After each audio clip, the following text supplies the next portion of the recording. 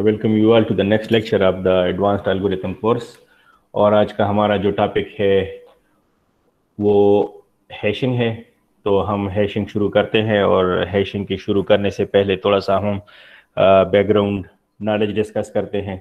उसके बाद हम हैशिंग की तरफ मूव करते हैं।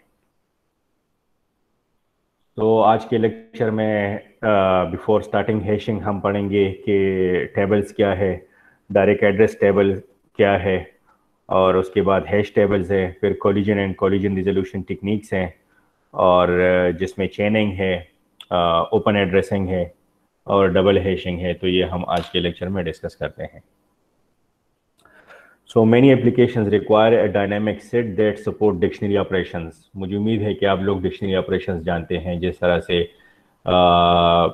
सर्चिंग है, इंसर्शन है, डिलीशन है, और ट्रैवर्सिंग है।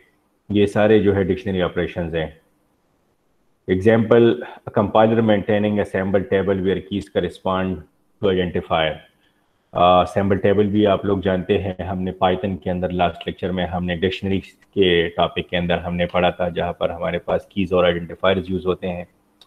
Hash table is a good data structure for implementing dictionary operations.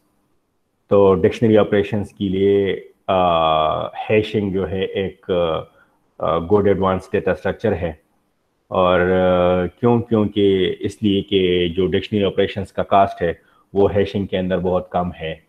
कि मतलब डिक्शनरी ऑपरेशंस की जो टाइम कम्प्लेक्सिटी है वो हैशिंग में काफ़ी कम है। वो कम किस तरह से है, किस तरह से ये इफ़िशिएंट है डिक्शनरी ऑपरेशंस यूजिंग हैशिंग, ये हम आज के लेक्चर में डिटेल में डिस्कस करते हैं। इसके बाद although searching can take as long as the linked list implementation that is order in the worst case। अगरचे वर्स्ट केस में डिक्शनरी ऑपरेशंस का जो कास्ट है हैशिंग के अंदर वो लिंक लिस्ट के बराबर हो जाता है, मतलब ऑर्डर इन तक चला जाता है, लेकिन ये जो वर्स्ट केस है इसका जो अकरेंस है वो इतना कम है कि वो नेग्लिजिबल है। बहरहाल ये वर्स्ट केस कैसे आएगा और क्यों बहुत कम आता है ये वर्स्ट केस, तो ये हम आज के लेक्चर में डिटेल में डिस्कस करते हैं। At the end of this lecture you will be able to answer both these questions. असल में ये क्वेश्चंस हैं इनके at the end of this lecture, और नेक्स्ट स्लाइड में भी 4-5 लेक्चर क्वेश्चंस हैं, and at the end of this lecture you will be able to answer these questions. जिस तरह से है कि with reasonable assumptions hashing can take order one time.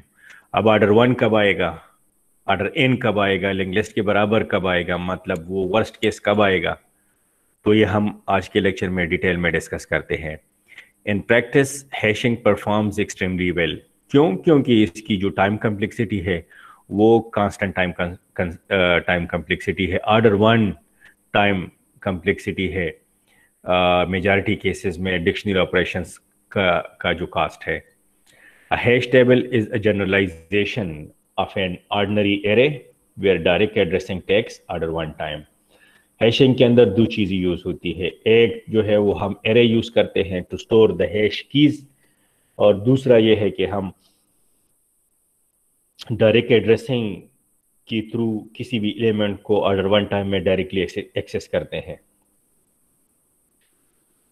When the actual keys are not small relative to the total number of keys, hashing is an effective alternative। जब आपके पास जो keys हैं जिनको आप स्टोर कर रहे हैं हैश टेबल के अंदर, अगर उसमें से कोई कीज जो है सम कीज अगर है, अगर काफ़ी लार्ज नहीं है, तो उस केस में हैशिंग अच्छा परफॉर्म करता है। ये कब आएगा, लार्जर कीज का क्या मतलब है या इन चीज़ों का क्या मतलब है, तो ये हम थोड़ी देर में डिटेल में हम डिस्कस करते हैं। अ की can be accessed using an array index और इज कंप्यूटेड। या तो हम जो हैशिंग के अंदर जो कीज यूज होते हैं, या तो वो हम एक्सेस करते हैं using the array index directly, या हम फिर उसको कंप्यूट करते हैं। कब हम उसको डायरेक्टली एक्सेस करेंगे, कब उसको हम कंप्यूट करेंगे, ये आज के लेक्चर में हम पढ़ेंगे। And at the end of this lecture you will be able to answer all these 5 questions.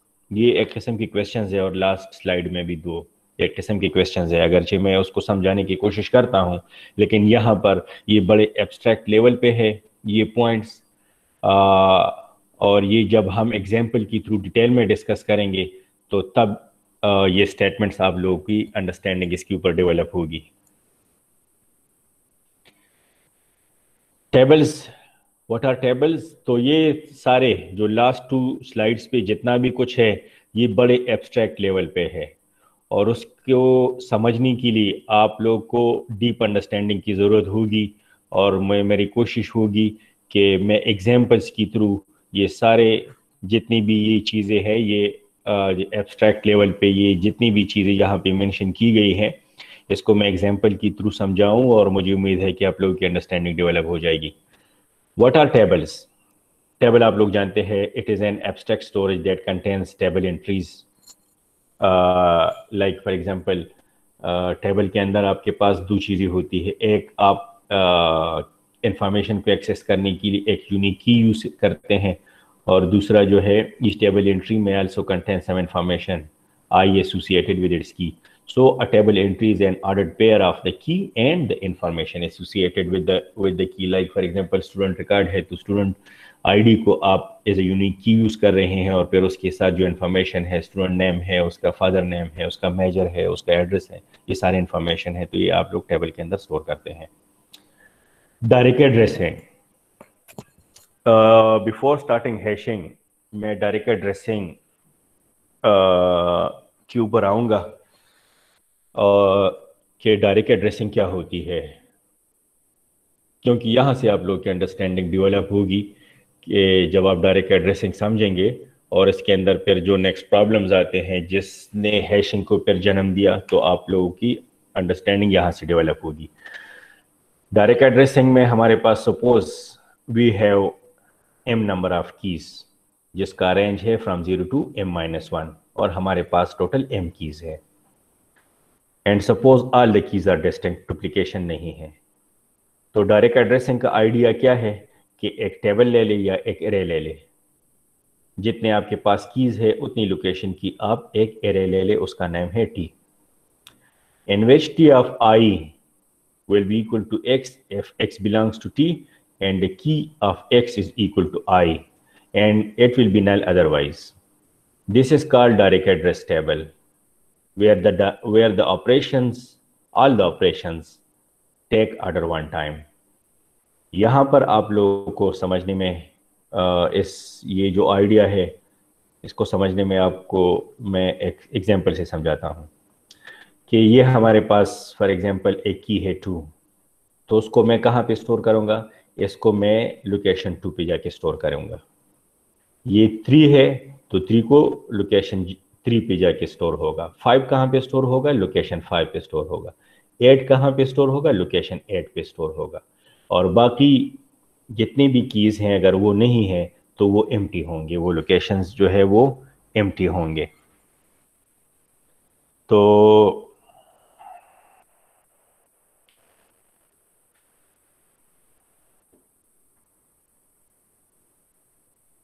ठीक है, तो इसलिए इसको कहते हैं डायरेक्ट एड्रेस टेबल की। आप किसी भी की को उस लोकेशन पे जाके स्टोर करते हैं, उस एड्रेस पे जाके स्टोर करते हैं, इसलिए इसको कहते हैं डायरेक्ट एड्रेस टेबल।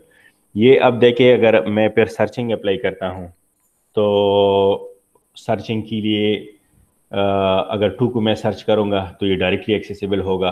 2 जो है वो लोकेशन 2 पे जाके मिलेगा।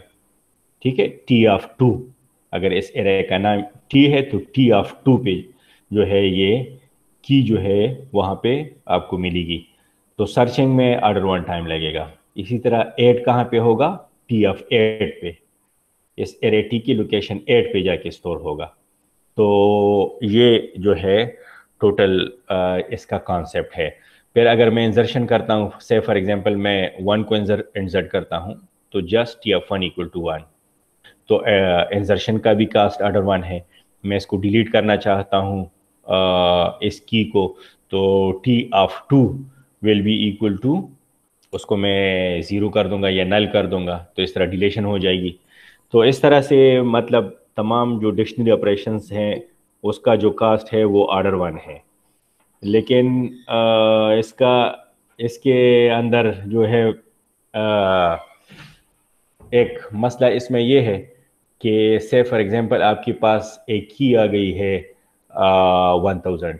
आप 1000 को कहाँ पे स्टोर करेंगे? टोटल आपके पास ये 4 कीज हैं और फिफ्थ की आ गई 1000 टू T(1000), तो ये बाकी जितनी भी लोकेशन होंगे ये एम्प्टी होंगे। तो इसका जो बड़ा मसला है वो स्पेस वेस्टेज का है। अदरवाइज इसके अंदर जितनी भी डायरेक्ट एड्रेस टेबल के अंदर जितनी भी डिक्शनरी ऑपरेशंस है उसका कास्ट ऑर्डर 1 है। मुझे उम्मीद है आप लोग मेरे साथ हैं।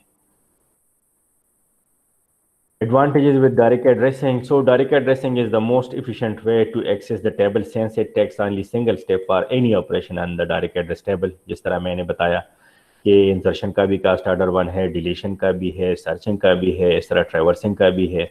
तो तमाम डिक्शनरी ऑपरेशंस का जो कास्ट है वो ऑर्डर 1 है। It works well when the universe of keys is reasonably small, कि आपके पास जो कीज़ हैं जिनको आप टेबल के अंदर स्टोर कर रहे हैं उसमें कोई एक की बहुत ज़्यादा लार्ज ना हो, मतलब तमाम कीज़ जो है वो छोटे छोटे हो, तब ये जो है अच्छा परफॉर्म करेगा। But when the universe U is very large then storing a table T of size U may be impractical given the memory available on a typical computer। ठीक है जी, अगर कोई एक की बहुत लार्ज है तो फिर स्पेस वेस्टेज काफ़ी ज़्यादा होगी। And the set K of the keys actually stored may be so small relative to U that most of the space allocated for T would be wasted। तो स्पेस वेस्टेज का problem काफ़ी ज़्यादा है direct address table के अंदर।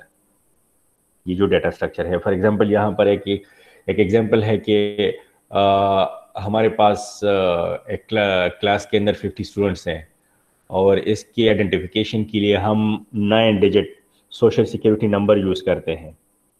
तो the number of different 9 digit numbers will be 10⁻⁹। अब हम यूज़ कितने कर रहे हैं इन टोटल, ये जो टोटल पॉसिबिलिटीज़ हैं, तो हम उसमें से सिर्फ 50 यूज़ करेंगे। 50 डिवाइड बाई 10⁻⁹, तो कितना स्पेस हम यूज़ कर रहे हैं? 0.00005%। और वेस्टेज कितनी है? 99.99995% जो है हम स्पेस को वेस्ट कर रहे हैं, क्योंकि आपका यूनिवर्स यू ऑफ कीज जो है that is very large number. इसके टोटल जो परमुटेशंस हैं 10⁻⁹ काफ़ी ज़्यादा है। तो ये जो है डायरेक्ट एड्रेसिंग के अंदर बड़ा जो प्रॉब्लम है वो मेमोरी वेस्टेज का है। So how to overcome this memory wastage problem? So we need an ideal table. Ideal table means that the table should be of small fixed size। small fixed size का एक table होना चाहिए, तो कि जितनी keys है उतने size का आपके पास टेबल होना चाहिए। So any key in the universe should be able to be mapped in the slot into table using some mapping function. अब ये है जैसे आपके पास 5 कीज है और आपने 5 लोकेशन की टेबल ले ली।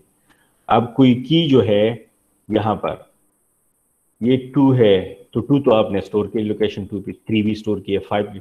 अब 1000 है और आपके पास ये देखे 5 स्लॉट्स हैं, तो 1000 को किस तरह कहाँ पे स्टोर करेंगे? आपके पास तो 5 लोकेशंस हैं। तो फिर आपके पास एक मैपिंग फंक्शन होनी चाहिए जो बड़ी कीज को टेबल के का जो साइज है उसके अंदर उसको मैप कर सके। तो आपके पास एक मैपिंग फंक्शन होना चाहिए। इस सेंटेंस का मतलब ये है। तो मैपिंग फंक्शन क्या है? तो ये मैपिंग फंक्शन जो है ये असल में हैश फंक्शन है, और इसी प्रॉब्लम की वजह से जो डायरेक्ट एड्रेसिंग के टेबल के अंदर आया कि आपके पास एक स्मॉल फिक्स साइज का टेबल होना चाहिए ताकि स्पेस वेस्टेज ज़्यादा ना हो। लेकिन अगर आपके पास लार्ज कीज़ हैं तो लार्ज कीज़ को फिर उस स्मॉल टेबल में कहाँ पे स्टोर करेंगे? तो ये कहते हैं कि उसके लिए एक मैपिंग फंक्शन होने चाहिए, और वो मैपिंग फंक्शन क्या है? उसको हम कहते हैं हैश फंक्शन। तो बेसिकली इस प्रॉब्लम ने जो डायरेक्ट एड्रेसिंग के अंदर मेमोरी स्पेस मेमोरी वेस्टेज का जो प्रॉब्लम है, इसने मैपिंग फंक्शन, इसने हैश फंक्शन को की आइडिया को, हैशिंग की आइडिया को जन्म दिया। और ये हम ये अब आगे जो लेक्चर है उसमें हम डिटेल में डिस्कस करते हैं। यहाँ पर मैं इसकी रिकॉर्डिंग स्टॉप करता हूँ इस लेक्चर की, और हम दूसरा लेक्चर स्टार्ट करते हैं।